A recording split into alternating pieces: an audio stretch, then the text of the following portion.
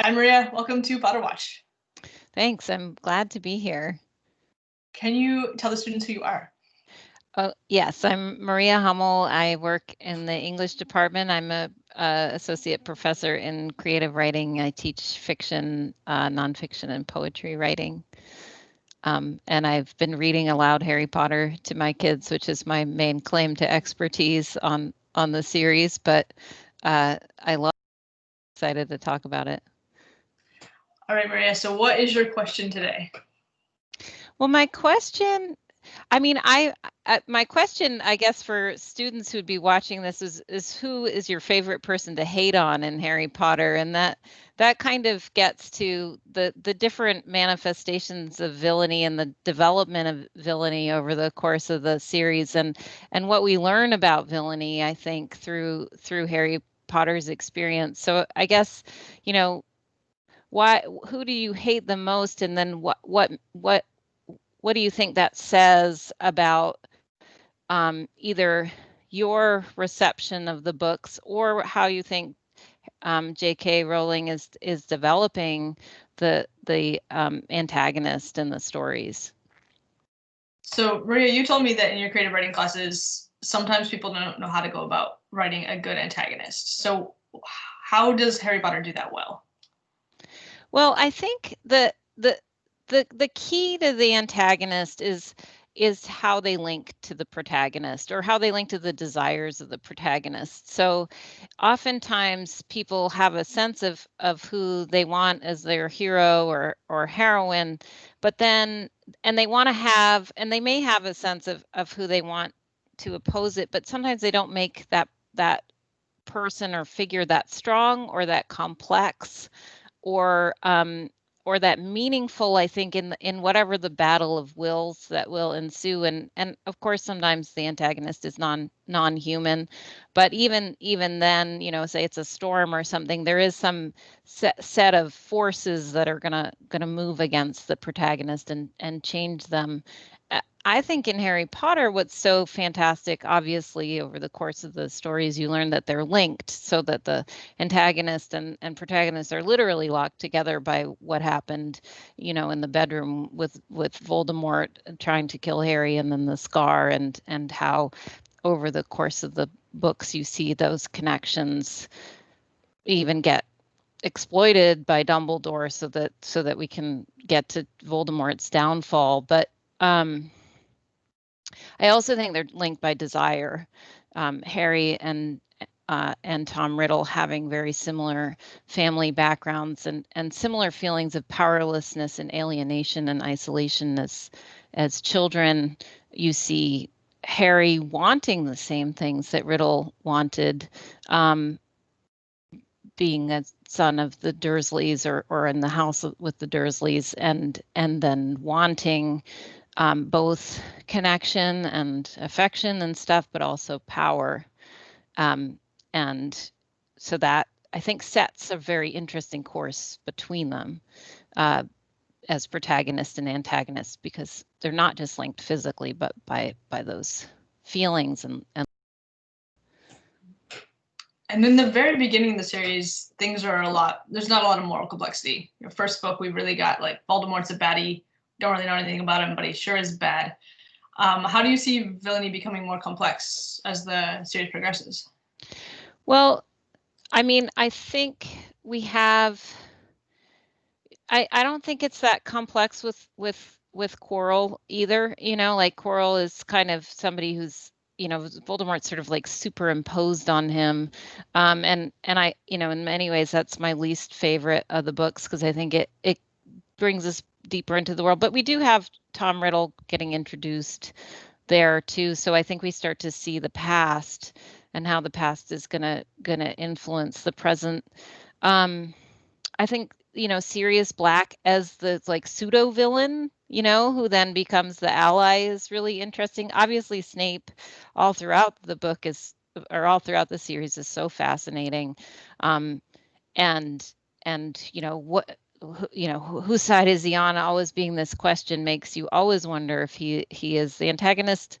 And in many ways, he becomes, I think, one of the most important family members of the family that that Harry sets up. But I'm reading book 5 now with my son, and it's Umbridge who I hate the most. And I'm just interested in, like, why do I hate Umbridge the most? Like, what is it about her?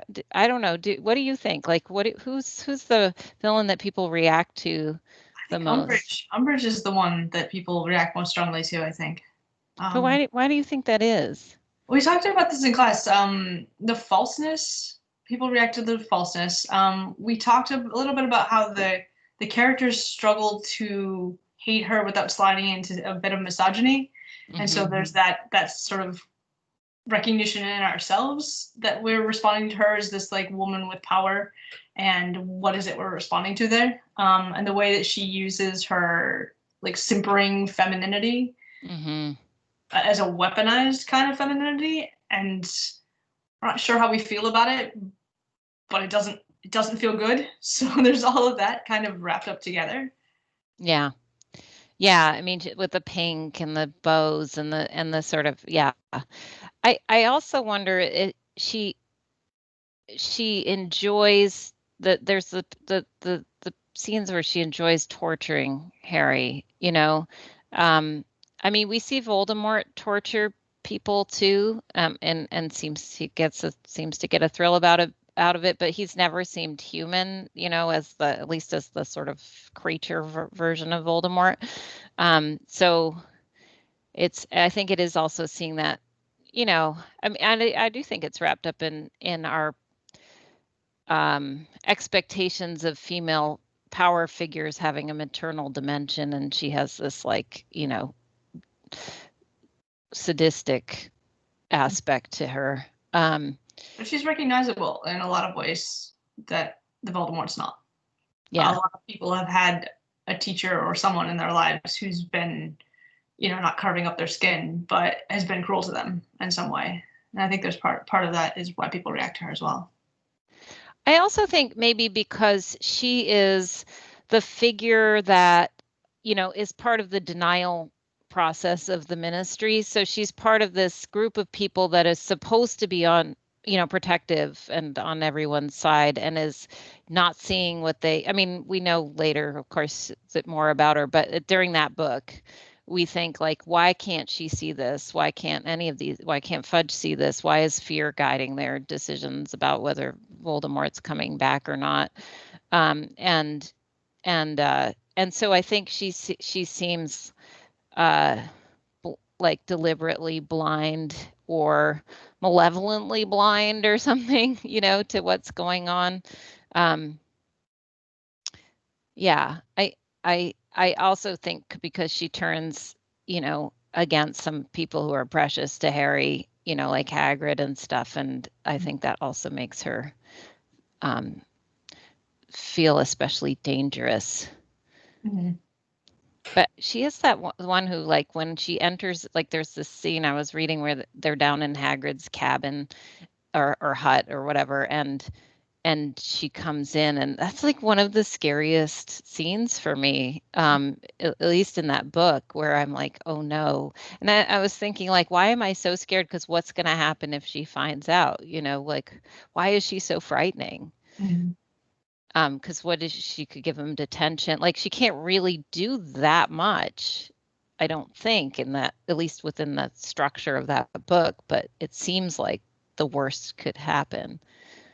Scarier than we see her again at the end. She's got the locket, and she's taken Mad Eye Moody's eyeball and is using it for her surveillance. And I was interested in, so Fudge, who's ostensibly her boss, who's, I think we're meant to think is as, you know, supports the violence that she's using against these children, or at least doesn't have a problem with it. He, at the beginning of the 6th book, has been fired as Minister of Magic, and we have the scene of him and the Muggle Prime Minister where he's, you know, he's been brought low, and I think he's, because the perspective is kind of the Prime Minister's, I think we're supposed to sympathize with him a bit, but we never have anything like that with Umbridge. In the later books, she's always, we don't really see much of Fudge again, but she continues to be this villain throughout the whole book or the whole series. So I am interested that Fudge gets that little bit of humanity and she really doesn't. Yeah. I'm trying to think if there's other female characters that are. Bellatrix is our. Yeah, Bellatrix, right? But she always seems a little cartoony to me. Like, I mean, I like that she's in there and there's somebody that powerful and stuff, but um I don't get that same visceral fear when I'm like I turn the page and Bellatrix is on it, even though she's way more dangerous. And it's kind of interesting. I mean, do you think, yeah, Taste. she goes into the, like, we don't usually see people who are that sadistic in our lives in that cartoonish form. Mm-hmm. So, I mean, similarly, Voldemort, the whole graveyard scene, which I assume is supposed to be scary, he gives like a 30-page monologue about how aggrieved he is. And he just sounds whiny. Like, he doesn't, I don't know, I didn't read the books as a child. I don't know if he's supposed to be scary, but he never scares me because he's so cartoonish. He's scarier as Tom Riddle Mm-hmm. in Tom Riddle form. Yeah. Yeah. Well, what do you think about, I mean, it's hard having finished the series and knowing it so well to think about what I thought about Snape, over the course of reading it. Do you feel like, and this would require you to dial back too, but do you feel like you felt, I mean, did you ever guess that he was going to turn out to be good after all, or did you? I actually didn't read the series until right before the seventh book came out. So there was only about a month that I waited between the sixth and the seventh book.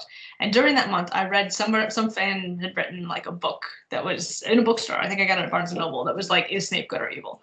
And I read this book, and I had no connection to sort of the fandom before that. I didn't know any of the theories, and the book was very much like, he's going to turn out to be good. Here are all the clues, and I was definitely convinced by this book before I got to the end of before I actually got the seventh book in my hands. But I don't. He too was really recognizable to me as the teacher bully. Mm-hmm. And I feel like that's part of why I react so strongly to him and maybe to Umbridge, that this like the duty of care, they're betraying a duty of care that goes beyond just like you're being a jerk. It's also that you're being abusive toward children, and that's like, I mean, I don't know that he does get redeemed. I know that we're supposed to have him redeemed with this final, this final revelation of everything he's done, but he's still bullied these children for 20 years, and I don't know if that's enough. Yeah. Yeah, well, he's the prime grudge holder too, right? Like the person who can't, even the acts of selflessness he does are sort of grudgy in a way that it's like I'm the true, not maybe, I don't, like the true companion for Lily. Like I would do this, versus James who just dies, right?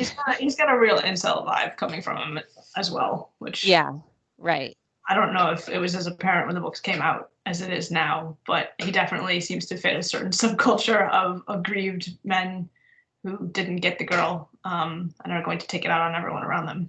Mm-hmm. Yeah. Well, I mean, I wonder about, but Harry doesn't, I mean, if Harry names his son after him, it seems like he's redeemed in Harry's eyes. Mm-hmm. I wonder if it's easier for him to accept somehow. I don't know. I mean, even like I was remarking to myself reading the Friends,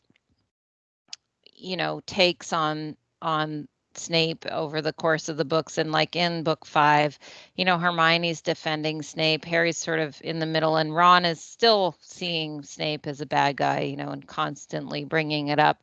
And I think that's also like a really great aspect of the book, is that we do see things through Harry's eyes, but because he's so tight with his friends and there's so many scenes with them chewing on stuff, we see like other ways to see the situations, and the emotional situations, and that you could react one way or you could react another way, depending on who you are and what baggage you carry.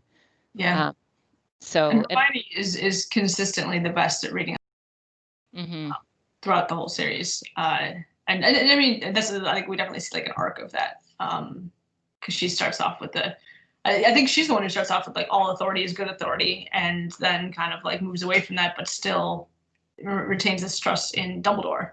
And Dumbledore's like, well, you know, Snape's my man.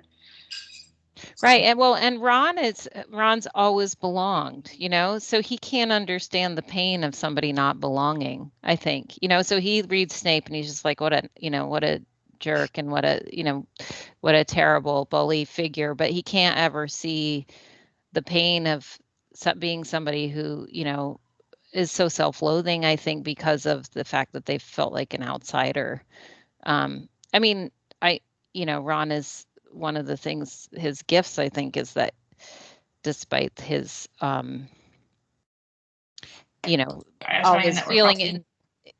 feeling insecure in his family, he still, like, what he gives to Harry and what he projects always is like, we're a tribe, you know, and you're part of my tribe.